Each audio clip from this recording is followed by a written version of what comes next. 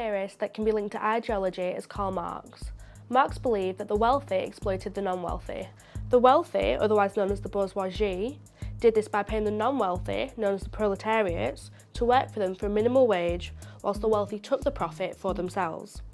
This seems unfair, and it makes no sense why the non-wealthy would simply not just quit. However, Marx stated that the reason for this was linked to ideology, as said in Paul Hodgkinson's book Media, Culture and Society. For Marx, the dominant ways of thinking in a society will always reflect the current mode and production and the interests of the ruling class. The dominant ways of thinking in a society is otherwise known as ideology. This dominant ideology was simply accepted by the non-wealthy because, according to Marx, ideology promoted something called false consciousness, where the non-wealthy didn't realise that they were being exploited. There are many examples of ideology in everyday life. One of these is the film company Disney, where the image of a weak princess being saved by a brave prince, where they then live happily ever after, is heavily promoted. This creates an ideal of a perfect fairy tale romance, where everyone is happy despite the fact that real life is nothing like this. There is also the ideology of the perfect figure in regards to both men and women.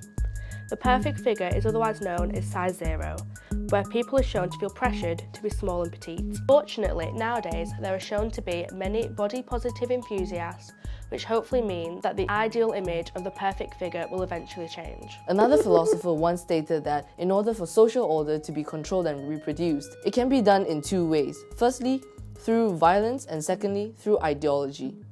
Louis Althusser defines ideology as a transparent molding process that configures and transfigures human beings to respond to the demands of the conditions of existence. A system of representations where images, ideas, and concepts are produced and sustained among the society through, as what Althusser calls it, ideological state apparatuses that consist of churches, schools, universities, families, and such. It is universal, existing in classes and class-divided societies.